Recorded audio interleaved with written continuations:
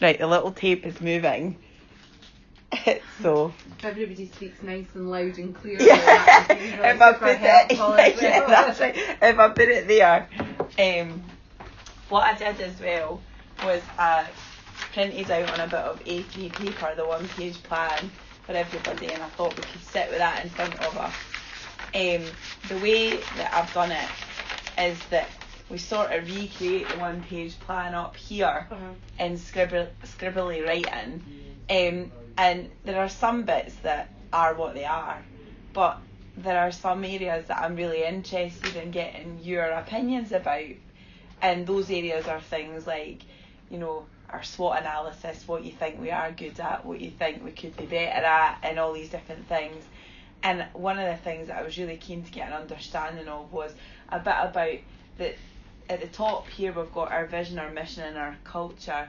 I'm really interested when we get to the culture bit, if you would like to pick one of the 4 values that we're looking at and just give us a wee idea about what you think. The value that they picked in Manchester was we don't look back. That's not to say that you don't pick that one, but they had some interesting viewpoints on that, and Jason said that as someone that had worked in the insolvency market for quite a while, he says that he really feels that we don't look back here and that we are actually here to help people, and that's quite refreshing. So I'd be interested to hear when we get to that bit. So to start us off, I thought that I would kind of paraphrase, I'm not too sure where to put this in here, the vision at the top of the one-page plan. No, is that the actual? It's just the same as that. It's just the same. Yeah, it is. Yeah. I was trying to find out my emails there. Yeah, Just set up. I'll scroll down and we need to. It's like when maybe focus and just fold it. The bits and pieces. So when I was paraphrasing this in Manchester, the vision, and it's a good vision, but it can sometimes be a tough vision. Our vision is that everyone that interacts with Middlebrooks, whether internally or externally, has a positive experience. So I paraphrased that when I was in Manchester to be positive. Now, I'll be honest, I've had days when I've been less positive than other days, and I know that that's quite a bold statement, but it's not a bad vision to have, to be positive. And I've found that on my days when I'm least positive, to put my positive pants on actually helps me get more positive again. So, power of logical thinking. And when I was in Manchester, I paraphrased I might paraphrase it slightly differently today, but I paraphrased our mission, and we're offering tailored, bespoke solutions. And that can mean a lot of things. That can mean externally tailored bespoke solutions, but also internally tailored bespoke solutions to everybody. So this one-page plan for Middlebrooks is my vision of how I'm going to earn £1 million a year. And what I'm hoping is that it can be the start of one-page plans for everyone to earn £1 million a year. I've made that statement before, and I'm quite happy to go on record as making it. I'd be delighted if everyone in Middlebrooks could earn £1 million a year. Me too. Yeah? I need that in my life. That's not a bad goal to have, is it? But there's some work that we need to do in order to get there. And what the one-page plan's trying to do is pull together everything that we've been doing, the task analysis, the MOPs, the positivity, the values, all of these different things, just to give us an idea of where we're shooting for. So what I would be interested in is throwing this next bit, the culture bit, out to you, and asking you to, you can pick 1, you can pick 3, you can pick 4 of our culture. What's the one that speaks to you the most, and what do you think it means? Sam, I'm going for you first. I like that we don't judge one, because obviously everyone's in like different circumstances. It's like some of our clients have like problems at home and stuff like that. Some of them have like, I don't know, I'm trying to think of an example, like gambling problems and stuff like that. Like, need to remember they just need help. What about how that's how do you deal with we don't judge in this room or in the team in Middlebrooks? How do you think that we act on that daily? Don't know, just need to know that everyone has different circumstances, I think. Even internally as well. Mm-hmm. Yeah, because everyone's got a different life at home as well, don't they? So like something could happen at home that it's not happened somebody else's home. Mm-hmm. So if I put everyone's different internally and externally, is there anybody else that's got any thoughts on the culture? And I quite like that we don't jargonise. Yeah. Because every conversation to all our different clients are unique to them. So somebody's understanding of maybe solvency solutions is top notch. They've maybe done a wee bit of research. Well, you also get people who haven't done any sort of research. They don't really basically know what insolvency is to start with, possibly. So every conversation we have with them, we're kind of telling how we outline we're going to help their situation, which is good. Yeah. So we don't kind of throw out the kind of buzzwords and just this is it. We maybe go in and explain everything to each individual client, which I feel is good. Yeah. Because it also gives them a positive response from Middlebrooks, I think, and everyday dealing, which is good for them. So if something you say to somebody might not be appropriate to say to somebody else, because of, as Sam says, everybody's got different situations, whether it's in work colleagues, whether it's clients, or whether it's maybe just Tom, Dick and Harry in the street. So I think we're good for doing all that. Yeah. We kind of tailor our conversation and our speech or our words we use to everyday situations, which is good. That's good. Ladies? I think I'm looking more at the we don't look back. I was just trying to think there. Maybe when a client obviously comes to us with their circumstances, we're there to help them. Maybe a client gives you a bit of a hard time, so you're judging them on the way they are, but then they maybe, obviously it's a scary process going into IV, and maybe they then start to feel a bit more comfortable with Middlebrooks, and then obviously their attitude will change. So basically we won't judge them on the way they've acted, so we basically don't look back, we think just judge them on that's the way they were, treat them the way. It's obviously a scary process, the IV, so then if that makes sense. So we don't look back and we don't judge even if someone's grumpy. Basically, so you kind of don't hold a grudge against them. You're thinking like they've then get used to the IV and how they're dealing with it, get settled into it, so they're more comfortable in the situation they're in, and we'll just treat them the way you treat everybody else, basically. So you don't look back thinking, I'm not going to judge you on that, the way you were with me at the start, but the way you are now. And They don't look back and don't judge. You're like a good pair. Do you like those two? Yeah. That's good. That's good. Do you want to chip in, Debbie? I think my only comment is in the culture section we see how far you've come, but on our boards we've got round the office we've got we don't do what if. Oh really? So I'm just wondering which one is our go-to, because all the ones on the boards are we don't, and there's 3 we don't and 1 we see how far you've come. So I'm just wondering, I think the 2 are probably interchangeable, but which one is going to be our final one? I think we see how far you've come is on the back of we don't do what if. If I'm being totally honest. The 2 go hand in hand. It's just a thing I picked up.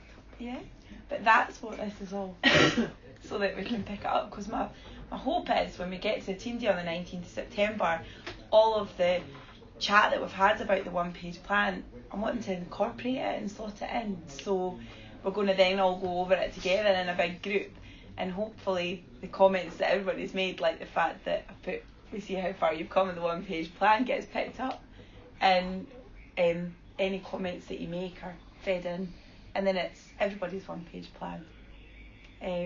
Cool. The successes, the next section is like the successes, and it's kind of internal and external. So has anybody got any thoughts about the success criteria, firstly, that is in the one-page plan? And, you know, do you wildly disagree with it, or do you wildly agree with it, or what would you say? We've got a happy team. Yeah. We're here in Glasgow, obviously we don't know what Edinburgh, we see other guys in Edinburgh go through the staff days and things, so everybody seems quite upbeat and happy, but in here we got on really well, and we look forward to coming to work, believe it or not. Can I write that down as well as recording it? That sounds what we do. Even when I came back from my holiday, I thought, I'm actually not bothered. You know, you want to come into work, doesn't it? Get back into a routine, you know. I've been like coming in from the weekend and like getting excited to like fill you in and let the gossip. Really? Yeah. They know everything. Oh, really? They know too much. That's the fab bit about social media, isn't it? Yeah. So. Yeah. Oh, that's good. Yeah. So. That's. Do you know, Louise? That's one of the nicest things you could have said to me, because one of my wishes when I set up Middlebrooks was that folk didn't have the Sunday night dread. Yeah, I know. I've had that before in other companies, but no, it's not the same. It's anyway, and you guys still don't seem like that, so. I actually genuinely can like just say like I've never felt like I quite like it. Yeah. So. Oh, we need to build on that and make sure that we don't ever slip from that high accolade then. The next wee section in that about external and internal was about our marketplace, and when we were in Manchester, this actually created a fair bit of discussion, because Jason actually thought we were underselling ourselves, in that we probably could deal with different types of appointments that were in multi-locations. And I'd be interested, what are your thoughts on the marketplace that we work in? Just generally, there's no right or wrong answers here. I think possibly we could do maybe understand myself, because everything's now basically touch a button. As we are like, obviously a paperless office, we can obviously meet criteria out with obviously the kind of fields we're looking at just now, possibly. Because everything is actually going to be at a touch of a button. There is going to be all singing, all dancing website, which is going to drive everything forward. And people are more open and using of the electronic stuff that's available to them now than they were previously, I'd say. So possibly we could be. Yeah. And we already kind of deal with some clients, especially like 18 that are like foreign and stuff like that as well. So it's not like we've not had to, like, we've had translators and stuff get over the phone, just like in some cases, like, doesn't mean we could get that like in more cases, like in other countries. Yeah. I always like the idea of other countries. That's a nice thing. And so talking about our use of technology and our websites and everything like that, one of the things that I put in the one-page plan for Middlebrooks that I thought we were good at was our use of technology, and the fact that we're really embracing it, and that's kind of a unique selling point. Would you agree with that? Yeah. Given that I'm looking at Thomas and Louise, given that you can compare Middlebrooks to other insolvency firms. Just like the systems and stuff. I think using these systems are really good. Really? I've used IPS before. That's the main, obviously, as you know, dealing with the Scottish, the core work. But it's simple, and you just need to pick up the phone and email Vision Blue. If there's anything, there's a manual. You can just go and read, and it's very easy to read just online. And obviously Jason's got 15 years of experience, and he's used it, so you could just get, if it was something quick, he could just tell you, you can just do this, you can just do that. And it's very easy to find things, so it makes my day easy, and it makes easy for me to train Sam. Plus the client's files are there, rather than having to disappear for hours away through some filing cabinet looking through files, looking for files. Although when you're hungover, filing was a really good way to keep your head down for that hour. Well, you come back to your desk after being away for an hour looking for a file and then go, I don't believe it, it's in file number 4 and I've only got 3 files. Oh no, I have to go back again. Yeah, I think it's good that everything's just there in front of you at a touch of a button. Yeah, the paperless is great. Yeah. And I think this is the only company I've worked for that's been paperless. Is that right, Thomas? I'm thinking, Carrots and Beans were going paperless, and when they were getting all their stuff in, they were having to go and had like a photocopier scanner kind of thing, so you were basically scanning it. As soon as the client stuff came in, you were scanning it, putting a wee code, and every case had a unique code. So I was basically scanned in this scanner. 2 seconds later, it's going to be on their actual client file. Yeah. And then you also had to get rid of all the paper, which was a bit of a pain. Did that ever come off though? Did they actually? Aye, no, it wasn't there when I was there. But yeah, no, paperless is certainly easier. I love it. On your desk, it's just there's nothing on your desk. It's just your notepad, and the system's so much better. And what would you say holistically, Debbie, from your experience of working in different firms and things like that, with the unique selling point of Middlebrook, some of them are more technically based, but holistically as a firm, what would you? I think, because we've got such a young workforce as well, they're coming in with fresh ideas and new ways of doing things, you know, and making the best of technology. So I think, definitely ahead of the game. Yeah. I think it is. And we're working towards that flexibility all the time, and I think that's going to make us limitless to what we can achieve if we can work from anywhere and any work from home if we work get from something that's home, urgent work or from whatever. any location. It allows us to interact as a team irrespective of where people are based. You know, look at the good relationship between Jason in Manchester and you guys here in Glasgow, even though you've only actually ever seen each other face to face on a handful of occasions. I think that speaks volumes. It does. And I think it's exciting that we're always looking for new ways to embrace that. How do you think that's gone so well? With Jason being in Manchester and you guys being up here, I think has it been kismet? It's just because I was, as you say, everything's just at the end of the phone, or I think it's good. Certainly, obviously, because we have a wee bit of dealings through in Edinburgh as well. With like 3 appointments. I do more so than Louise and Sam would say, with kind of 3 appointment stuff. So it's good that everybody is actually just touch the phone. They're not a million miles away, and everybody is brilliant, and they're obviously coming out and helping you. Everybody's pulling in the same direction, which is always good. Even if you're not in the same team as somebody, but like I feel like I'm still comfortable to pick up the phone to like Megan or something like that and just like there's nobody in the company I wouldn't feel awkward about phoning, and we got on so well. So like Jason and Lisa and that in Manchester, they're really nice people. They're really good personalities. It just it works, doesn't it? It's just even on like a Monday morning if they phone in, they'll like still tell them and like tell us about their weekends and tell them. It's nice. It's like as if they're like pure.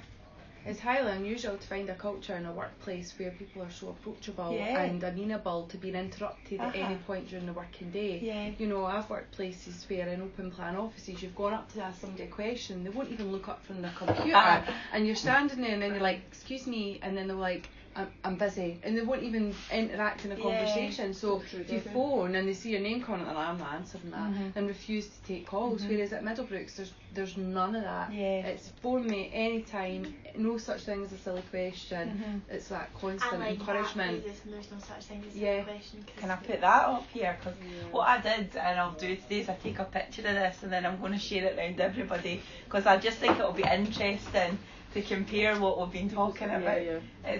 I'm so lucky that I get to go to all of them. It's brilliant. So no such thing as a silly question. I like the right with the other companies I've worked for. It's been there's always somebody that you just dread phoning because they just give you a bad attitude or unhelpful or dismissive. Where if somebody said to you, you need to go and ask somebody, and you go, I don't even have a clue who that is. And as you say, because we're working at different locations. I prefer working for I a know firm, everybody like which is weird, you know what I mean? Because as you said, only met them a couple of times. Whereas I've actually worked in a company where I've now worked in the same company for 7 years, and somebody says, can you go and speak to, you need to go and speak to him about this, and I'm going, who is this? I don't even have a clue who this person is. Because there's such a big turnover with other company we've worked for. You don't know who's coming in, who's coming out. It's like staff in, staff out. You're like, goodness, what's going on here? So I think if what Sam says is right, there's genuinely a culture where people care. And you're saying about like, what did you get up at the weekend? But people know, like, if somebody's child's starting school, or if somebody's had a wedding at the weekend, or it's somebody's parents' wedding anniversary, you know, there is that personal chat. I think that goes a huge way to building those relationships. Yeah. So that when there's problems, hopefully they'll be much easier to overcome because you've already got that established relationship. Also, if everybody's all happy and everybody's open with everybody else, and as you said, if there is then maybe some external problems with somebody, then people are going to be more noticeable of this maybe, and they maybe will also be like give them assistance and things, which would be good. Whereas you maybe work with places where you maybe don't have that kind of repartee with everybody else, and they might actually be physically struggling, and you're just completely and utterly oblivious. Whereas I think everybody is open with each other, and everybody's basically knows everybody else's life, for wanting a better expression, which is good. Especially because I'm only still young, like if there's something I feel like, oh, like I don't know what to do about this situation, like whether it's in work or like at home, like I'll always like say to Thomas Louise, like that morning I woke up and my eyes all swollen and I had to send him a picture. I was like, what did I do here? But did you get your eye checked out though? Yeah, but I think they said it was fine, wasn't it? I just had to take more antihistamines. It just happens all the time. But I'm fine, I survived. One was like a wee slit, and another one was like open. I actually don't know how I even forced myself to go on the train. I was mortified. You've got to be careful with your eyes, you only ever get two of them. I know. I don't know why, it's just But that's good though, because if there's a culture where we're open and we're honest and we trust each other, then we can only get stronger from that, because if there was ever to be any kind of conflict, then hopefully we would be able to deal with it, you know, internally. If, for example, someone made me a cup of tea with a spoonful of sugar, I wouldn't get rage. I would just respectfully say to that person, please don't do that again. You know. But you know, it's great when everyone gets on, and the fact that we've got such a strong unit. If there was ever to be any conflict, hopefully we could resolve it quite quickly. And oh really? Yeah, just like we're that comfortable, we know each other that well. If there was ever an issue, I would say, well, me, and I'm sure you would as well, if you're sitting, you say, you're alright, you would say, and if somebody did annoy me or whatever, I would say, what's wrong here? Yeah. Because there's no way I would work in a room with that elephant in the room where you'd feel that I've been there before and it's not nice, but you don't get that in here, but in general we would feel comfortable, wouldn't we? To talk to each other. Even if one of you us do have off days, it's not all having an off day, but right, you cheer up, there's a coffee or something, but sometimes people do need to just be left to no chat. I think but you're it right. It doesn't really happen that often, but you do have our moment. You hit your off day, and everybody's not going to be happy every day, are they? But that's it. Just kind of you deal with it, don't you? Oh, that's it. Yeah. Go on. Yeah. Oh, it's good to know, because one of the things that we're looking at doing at the team day is talking loads about our culture and what all these different things mean to everybody, and that was part of the reason for me to come round with the one-page plan, and I really wanted to do it in smaller groups, and I'm actually even thinking we might even split up the groups in Edinburgh rather than it being a big group. We might do 2 smaller sessions. Because you've got different ideas. That's right. And I think in smaller groups you're more likely to want to say something, eh? I think if it's a big group, somebody will just be like hide behind somebody else's idea. That's right. So the next section on the one-page plan is a SWOT analysis. I love a SWOT analysis. So it's our strengths, our weaknesses, our opportunities and our threats. And taking the world domination strengths first, was there any there that you think that maybe we'd missed, or that you wildly disagreed with, or what were your thoughts on the strengths?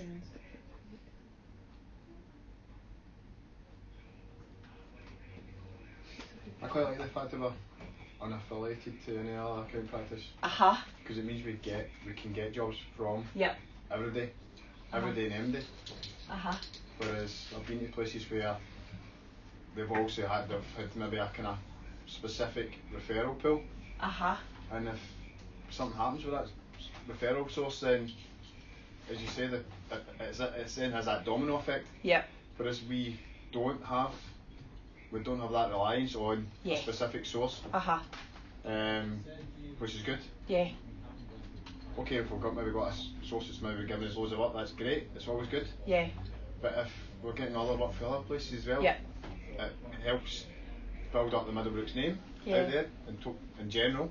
But it takes away that kind of reliability or relying on a certain source to provide you with work, which is always good. Because I've been in places where we've maybe been over reliant on work coming from certain places, and it does have that domino effect. Where if the work dries up, then we'll say the referral source maybe goes down the tubes or whatever, and then obviously that's then got a knock-on effect for your position at your work. So you can have several rounds of Hunger Games at Carrington Dean. It's a tricky thing, that. But it's good that we don't have a reliance on a specific source of work, which is always good. I feel. I don't like having all my eggs in the one basket. No. That's what I always think. Yeah, no, it's true. What about anybody else? You don't need to say anything, by the way. It's just it's an opportunity if you've got something wildly to disagree with or anything, That what about our weaknesses then?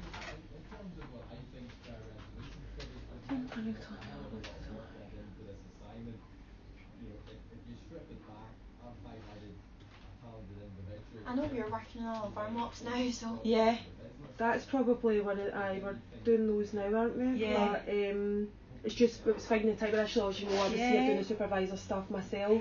But none of this is a bad thing. It's not. Do you know what? It keeps me busy all the day. And do you know my experience in IVAs now has got because I've been doing everything. But then Sam's on board now, and Catherine's been helping a lot. Obviously, Brooke in the past, she still does sometimes, but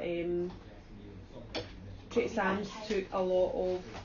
The niggly thing, I wouldn't say the niggly things like the time consuming. I didn't mind doing it, they're easy enough to do something, but it's just like doing the 06 letters, emailing creditors, emailing clients, basic What is stuff. a 06 letter? It's just the sending the chair report to the client with the creditor, with the proof of debt. That's okay. Well, I amalgamated all the tasks, and that 06 letter kept coming up, and I was like, I don't actually know what a 06 letter is, so I thought I would ask. So she took all the pressure off me. Those things, she does the card payments for me. So then gives me time to do the more technical stuff like the variations, dividends, the reports. Meaning now, what you were saying about the mocks, to my point, we're now starting to. I've just been preparing the dividend one. It's so involved that Sam's been involved in the breaches, and so we're trying to collate them all together. And the variation one as well, that'll be getting done shortly. So it's giving me more time basically. Also that. Initially that's what that was the kind of weakness we had at one point, trying to find the time to do it. It's not that we didn't want to do it, it was just trying to find the time, but now when you were off on holiday I made some time, and then yesterday I was doing some things for you, which means you had time to do some mocks yesterday as well. So they're written down notes, it's just then having to put it onto the actual Word document, then the snap and getting it put onto with the rest of them, so we're getting there, so we'll be done. What about, I'd be interested, how are you finding your connectivity? Because I remember when we all met together last September at the Grand, that was a problem here before. Like connecting to the remote desktop. So much better now. It's so much better. We do obviously have things, but I think that's obviously going to be standable with any sort of technology. But it's nowhere near as bad as it used to be, because we used to be down for times. I didn't even probably first. I think I had like one thing within like maybe like 3 months, and that was literally only the other week. I came in from 8 till 4, and I couldn't go on my computer for ages, but it was because there was like the actual internet was down in Edinburgh. But apart from that, it was nothing. I'd actually I think it was because of the bad weather. Well, I just thought I would poke that there and see what happened. I forgot that was even like a thing, to be honest. So. There you go. Yeah, definitely. I'm so glad I'm recording this.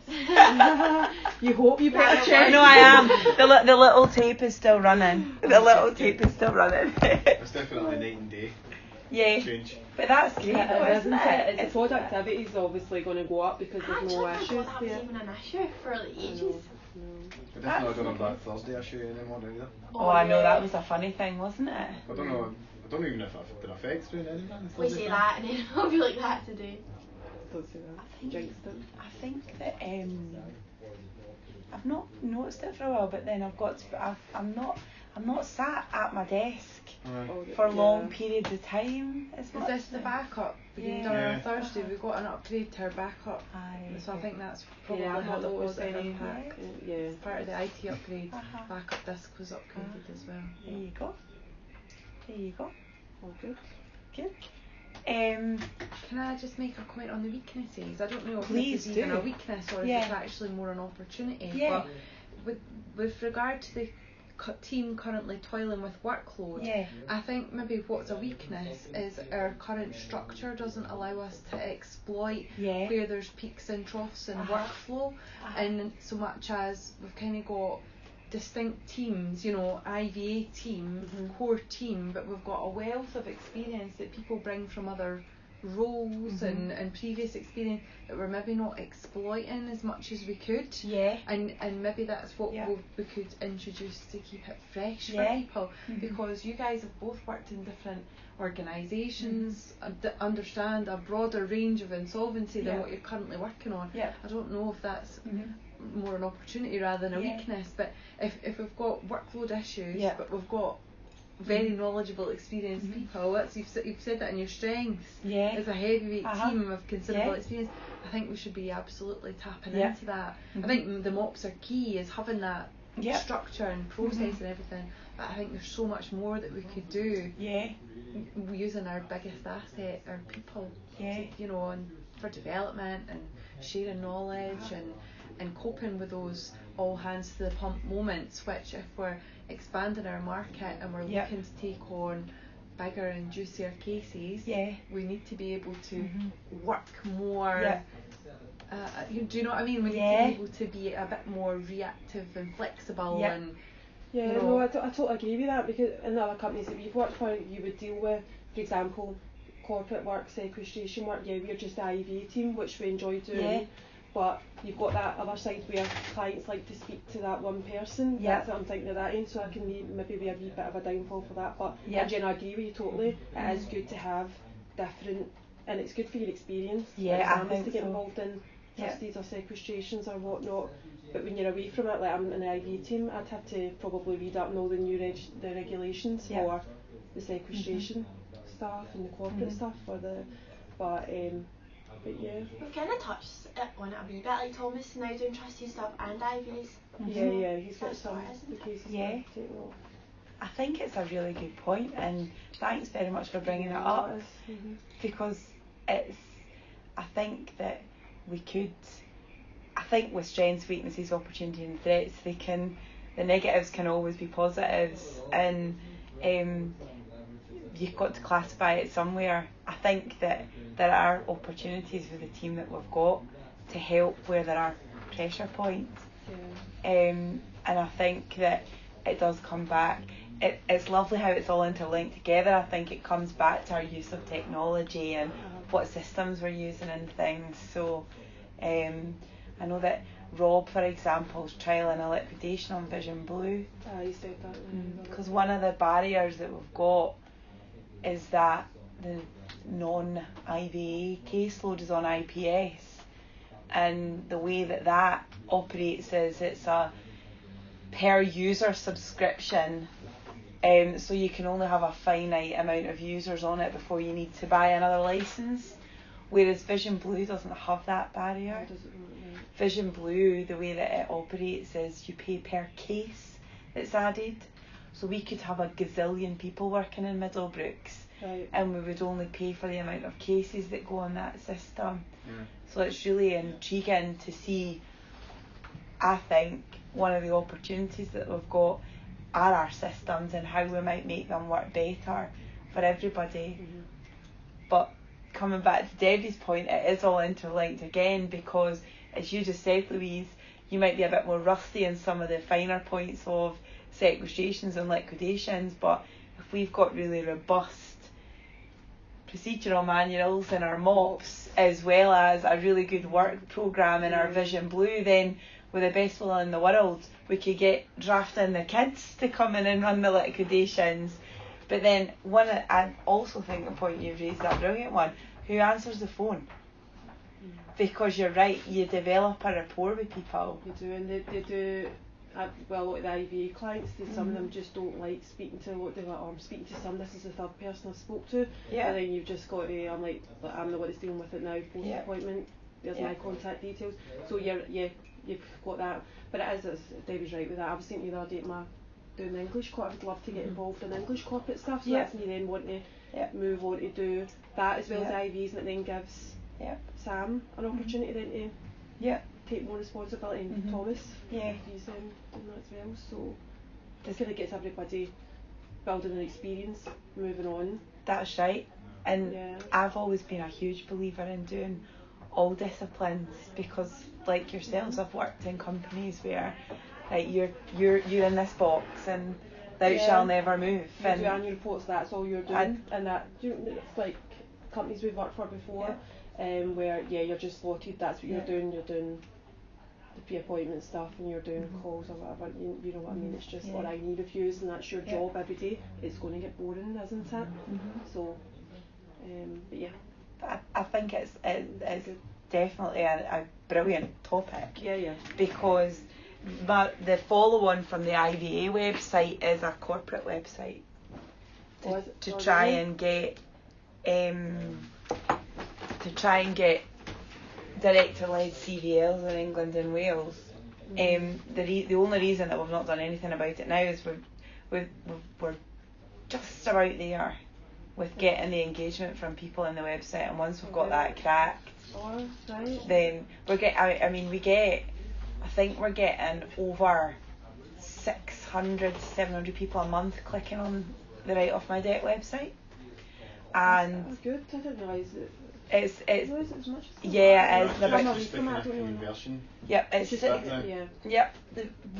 get on a weekly basis, we're possibly getting about 30 people a week popping in their details, so popping in their name, their telephone number, their email address, because I get all of the emails coming through. Just getting a hold of the client, isn't it? That's been the tricky part. Trying to set up a meeting. They're maybe they want to do something about it, but they're just maybe not even at that point where they want to kind of acknowledge that they're. And that's not a bad thing either. They just need to speak to somebody. That's right. Put it at ease and look and realise how easy it can be to get the right advice, really. Yeah.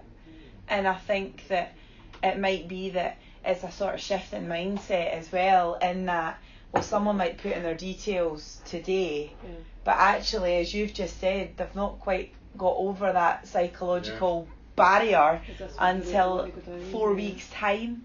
So the traffic's going through the website. So you might find they'll come back. They'll you've not had. So having an interest in doing English CVL works.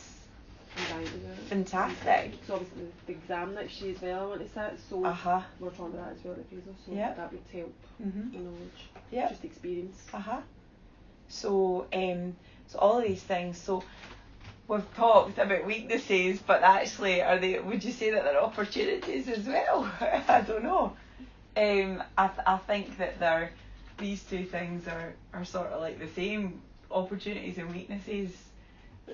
I think you've got to know where you could be a little bit better in order to get to being a little bit better. Moving on now to the threats. The monitoring visit. It's all good. We've got a plan in place. Thank you very much for taking the calls. That's going to be really helpful. Super helpful. Tomorrow, isn't it? Yes. So that's going to be super helpful. Yeah. Quite excited about it. I do actually think it's an opportunity, because when you reflect on the monitoring visit that we had last March, look at all the good that's come out of it. We've got all this positive stuff. We've got much better systems, I think.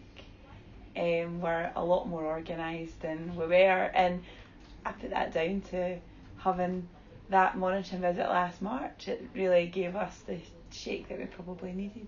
So, yeah. But I don't know, what would you think would be a threat to the business? If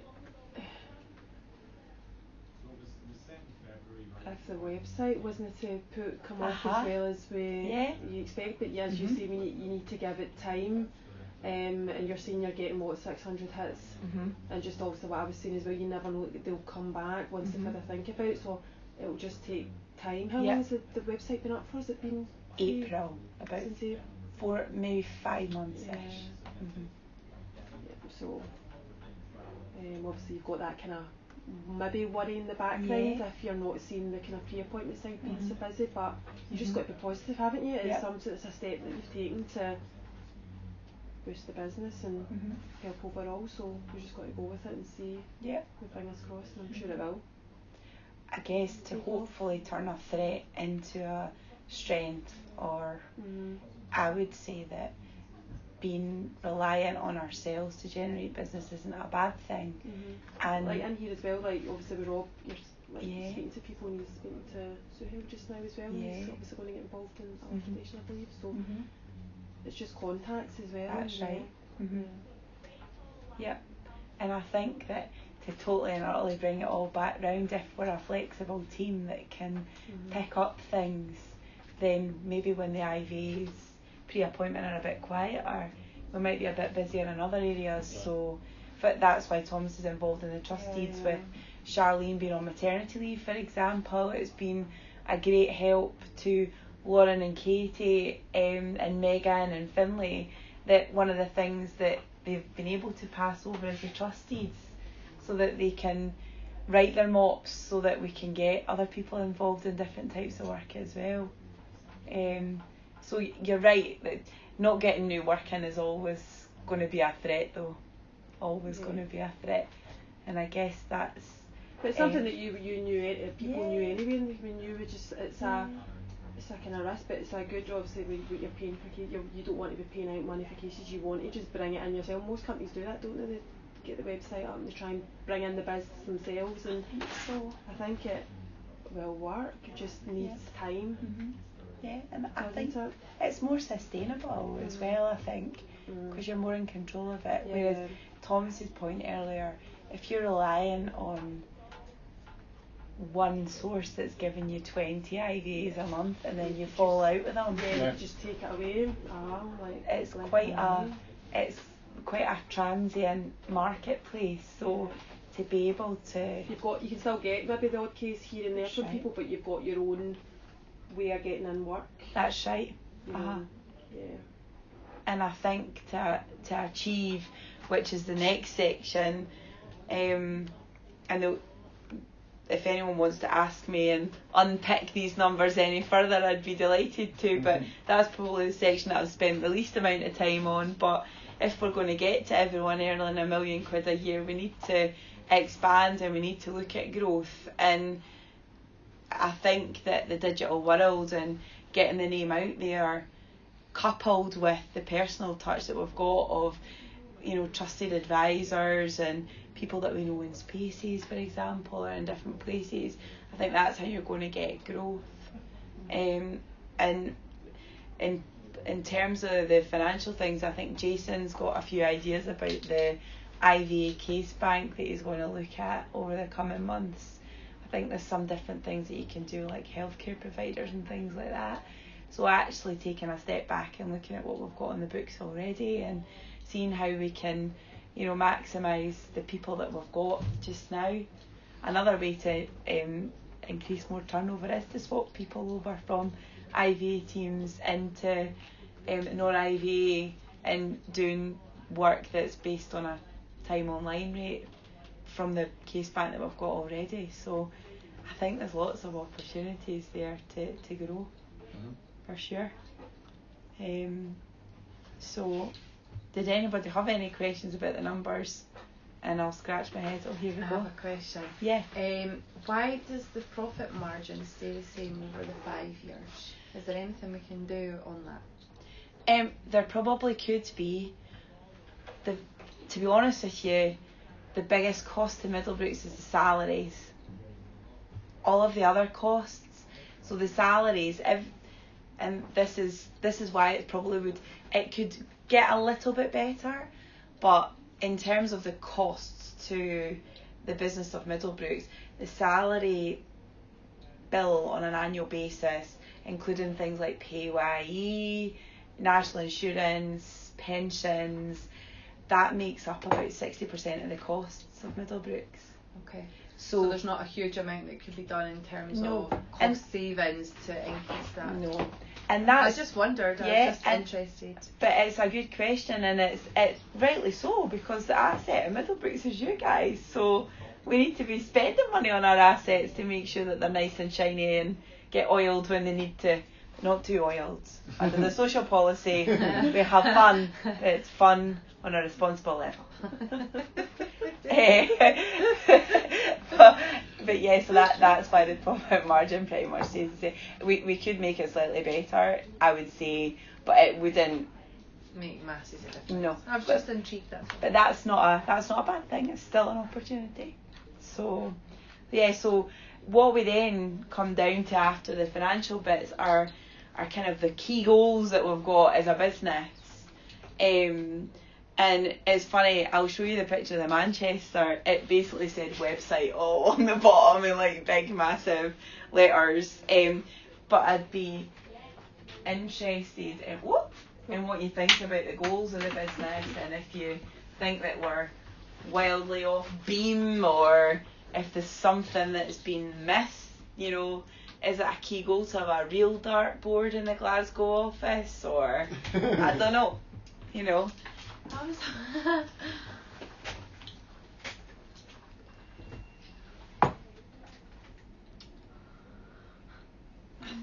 think some of these we've talked about, you know, getting our manuals all sorted out is super key, and talking about the website and things as well.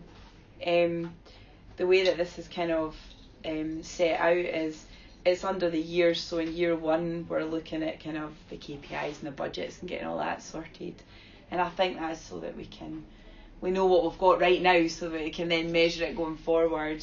And then looking further out, there are some ideas that I have got for other countries, Sam.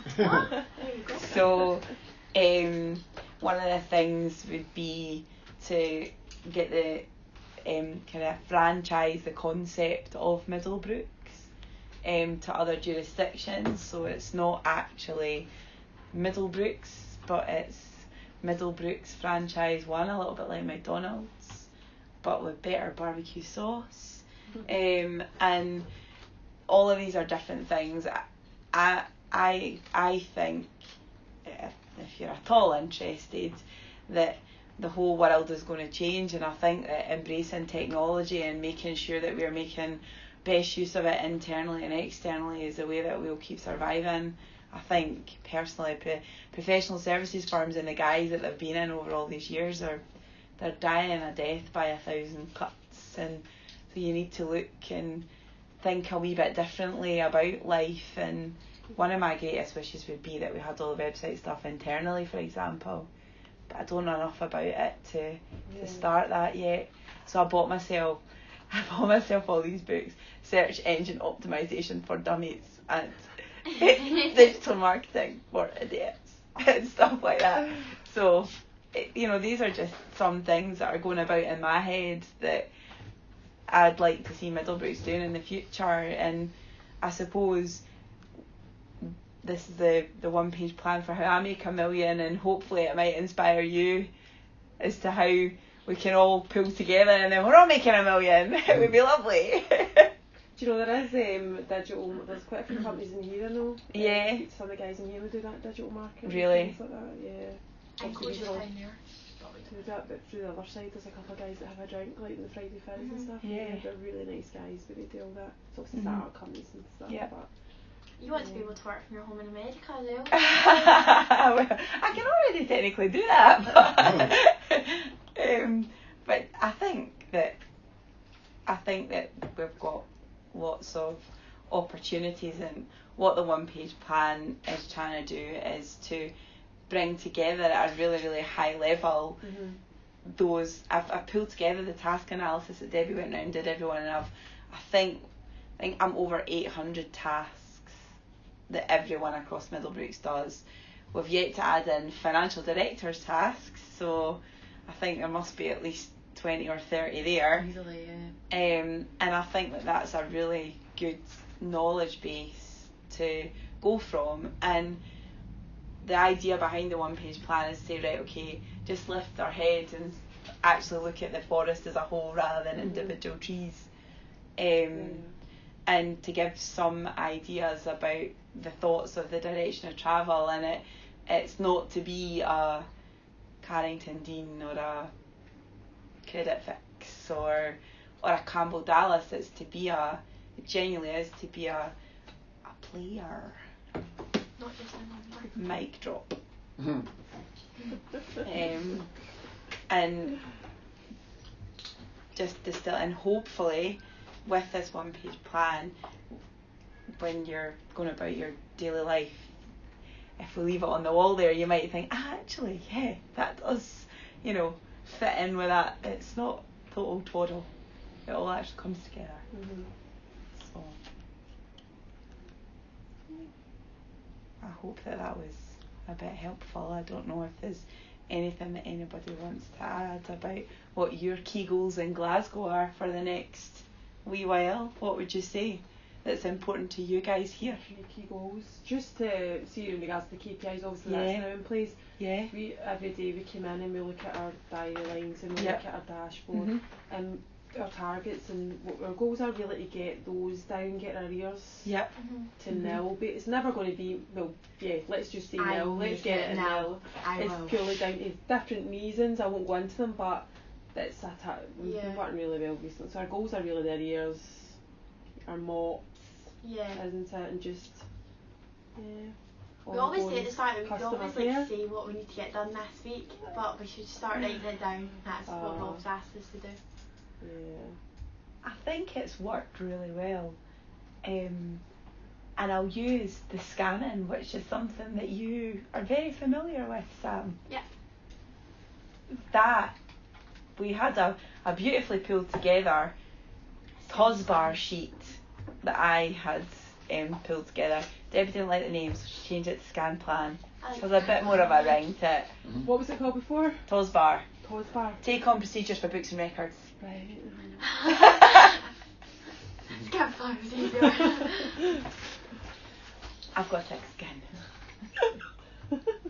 But the scan, so we did that, and then to take it one step further, Debbie in the Modern Apprentices put a lovely pictorial graph on the door into the nerve centre that is the back office in Edinburgh, and it's just been done because there was a real sense of actually we've done that. It's nice to mark. Yeah, I've got lots of ideas. One of my favourite ideas, and I'm going to crowbar it in somewhere, is we're going to get a bunch of balloons in the office, and every time someone does something they get to pop the balloons.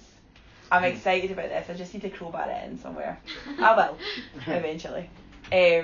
And inside the balloon's a prize. Yes. So when you pop the balloon, yeah. It could be even a fiver just stuck in a balloon. So every time, we could give you a fiver or 50p. Off their arrears, you pop a balloon and you get a £5 note. Yeah. Or a 50p. Or a 50p. Keep it. Or maybe there'd be like a 20 in there as well. Yeah. Or £100 note. And part of that, getting the £30,000 arrears down to zero, that would be a brilliant balloon. That sounds good to me because I'm dealing with that. You're on board for that. Well, so should we put goals balloon wall? Yes. I think that. And if we're not in Edinburgh to do the balloon thing, you should just send over a wee balloon. I'll bring it in and pop it. Or live, or Okay, like that's Facebook live. Live. We could easily do a balloon wall in here though. We could just get like 10 balloons and stick them along the top of there. Yeah. This could become a reality, Glasgow. I It love could. that. I think that's a great idea actually. Yeah. See? Yeah. Out of discussion comes the future. So, yeah. Well, I hope that was somewhat interesting, and as I said on the team day, probably going to bring it all together again, just to refresh it and kind of springboard in a conversation for the team day about values and about how we apply these values internally, and you know what it means to what we don't judge means to us internally and things like that, and we don't jargonise. One of my greatest wishes is to have some like tabloid style letters going out to everybody. I think I've said this before. You know, if you're sending a letter to a creditor, you know, it's like, Claire is in an IVA, you're going to get 20 pence in 5 years' time. Or, you know, or something like that, and then have all of the terms and conditions on a website over here saying, if you want to look at all of the jargon, just go over here. Because that's all the creditors, for example, are bothered about. They don't really. How much we getting paid? When we getting paid? That's all they're interested in. I don't really care if they've made every single payment this year. Yep, yeah, I'm not I just interested. want to know, when am I getting my money? Yep, and why are they not paying? Aye. So, yeah, so that's my dream. There we go. Is there been anything else? No? Well, No. so I stop the recording now. Stop. Oh no, it's still going.